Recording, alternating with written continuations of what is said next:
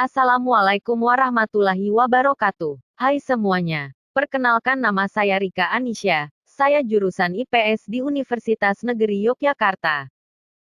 Di sini saya akan memaparkan dampak positif dan negatif globalisasi. Era globalisasi memberikan banyak dampak yang positif dan negatif di berbagai bidang. Di antaranya yaitu pada bidang politik, sosial budaya, iptek, ekonomi, komunikasi, dan transportasi. Globalisasi secara umum mempunyai arti yaitu suatu proses mendunia, di mana setiap orang tidak mengenai batas-batas wilayah negara, sehingga globalisasi membuat setiap individu bisa berhubungan dan bertukar informasi dimanapun dan kapanpun. Dampak positif globalisasi pada politik. 1. Konvergensi demokrasi sebagai sistem politik universal.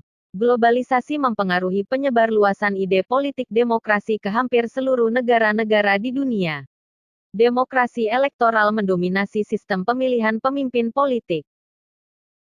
2. Meningkatnya partisipasi politik. Globalisasi yang mempromosikan demokrasi elektoral telah meningkatkan partisipasi masyarakat secara luas dalam konteks memilih pemimpin. Jika dulu masyarakat percaya pada kepemimpinan darah biru, kini siapapun yang darahnya merah bisa jadi pemimpin asal memenuhi syarat.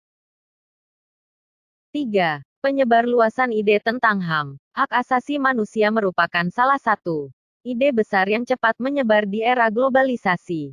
Asal-usul tentang HAM ada banyak versi. Kita tidak akan melihat HAM secara politis, namun dengan kacamata etis. HAM secara simpel memberikan perlindungan terhadap nyawa manusia. Dampak negatif globalisasi pada politik. 1. Melemahnya peran negara. Kekuasaan negara melemah seiring datangnya agen-agen baru yang ditopang oleh spirit globalisasi. Agen-agen baru tersebut adalah korporasi multinasional dan lembaga-lembaga internasional.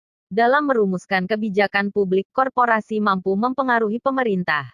Lembaga internasional juga punya kepentingan yang sifatnya transnasional. 2. Kebijakan publik berada di tangan privat. Berkaitan dengan yang pertama, globalisasi membawa kecenderungan arah kebijakan publik ke tangan privat. Artinya, urusan publik ditentukan oleh agen-agen yang orientasinya mendulang profit.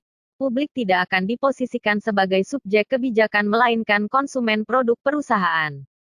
3. Meningkatnya ketergantungan negara terhadap lembaga internasional.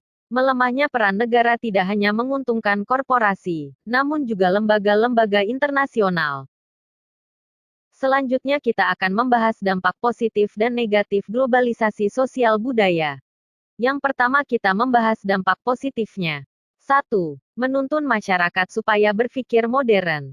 2. Menuntun masyarakat memahami keberagaman budaya di dunia atau multikulturalisme dunia. 3. Menumbuhkan sikap toleransi antar masyarakat akibat adanya ketergantungan, baik ketergantungan pekerjaan maupun ketergantungan pendidikan. Dampak negatif globalisasi sosial budaya. 1.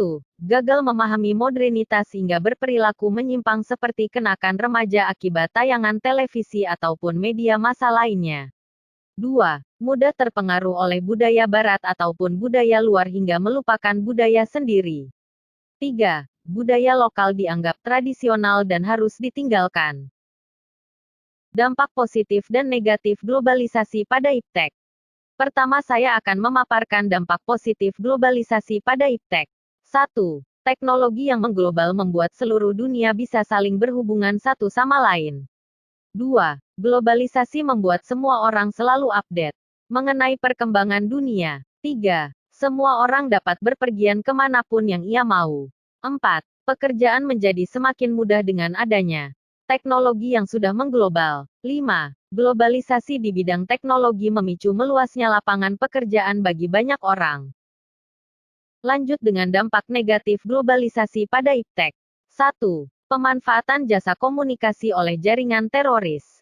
2. Penyalahgunaan informasi dan situs untuk tujuan yang tidak baik. 3. Menurunnya moral bangsa akibat semakin mudahnya membuka situs yang tidak layak. 4. Semakin mudahnya komputer terserang virus akibat oknum-oknum yang tidak bertanggung jawab. 5. Kerahasiaan alat tes kedokteran semakin terancam akibat semakin mudahnya kita memperoleh dari internet. Dampak positif dan negatif globalisasi pada ekonomi. Kita lanjut dengan membahas dampak positif terlebih dahulu. 1. Memicu sikap kreatif dan inovatif di kalangan masyarakat luas agar dapat bersaing di ranah global. 2. Mudah mendapatkan barang-barang dari luar negeri dengan harga yang terjangkau. 3. Bertambahnya jenis lapangan pekerjaan akibat adanya investasi asing dari luar negeri. 4. Terbukanya kesempatan bekerja di luar negeri. Dampak positif dan negatif globalisasi pada komunikasi. 1. Lebih cepat mendapatkan informasi yang akurat melalui internet. 2. Dapat berkomunikasi dengan kerabat yang sangat jauh. 3. Mendapatkan layanan bank dengan sangat mudah. Selanjutnya dampak negatif globalisasi pada komunikasi. 1. Pemanfaatan jasa komunikasi oleh jaringan teroris. 2. Penggunaan situs tertentu yang dapat disalahgunakan.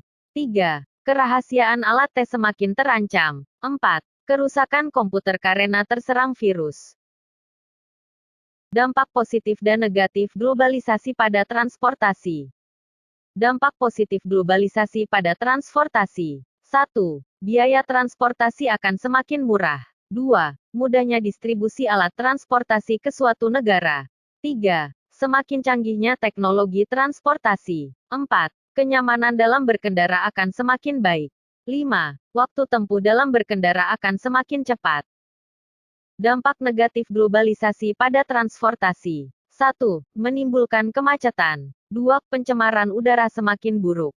3. Meningkatnya jumlah kecelakaan lalu lintas. 4. Kesenjangan sosial di tengah-tengah masyarakat akan semakin terlihat. Upaya menghadapi pengaruh globalisasi. Tidak dapat dipungkiri, globalisasi sangat identik dengan nilai-nilai modernitas. Sebagian besar komunitas masyarakat berlomba-lomba menjadi masyarakat modern. Sebagian besar manusia pun pada hakikatnya berupaya merubah diri menjadi manusia modern. Pada prinsipnya, tidak ada yang salah dengan globalisasi dan peradaban modern, malah faktanya masyarakat kita banyak terbantu dengan kemudahan berkomunikasi dan kemajuan teknologi. Fakta lainnya yaitu kita kemungkinan besar tidak akan mampu menghindari arus globalisasi dengan cakupannya yang begitu luas di setiap aspek kehidupan manusia, oleh karena itu menjadi penting bagi kita sebagai individu untuk pintar-pintar bersikap guna terhindar dari perilaku yang menggerus nilai, budaya, adat dan kebiasaan lokal yang kita miliki. Dalam hal ini, melatih kemampuan berpikir kritis dengan cara menyaring setiap informasi yang kita konsumsi sehari-hari melalui media massa dapat dikatakan salah satu upaya untuk menghadapi globalisasi. Kemampuan berpikir kritis merupakan kemampuan berpikir kembali dan mempertimbangkan informasi yang diperoleh sebelum menerapkan suatu tindakan. Dengan berpikir kritis, individu akan memiliki kontrol yang lebih baik atas perilaku dan tindakannya sehari-hari, dibandingkan sekedar mengikuti arus tren semata.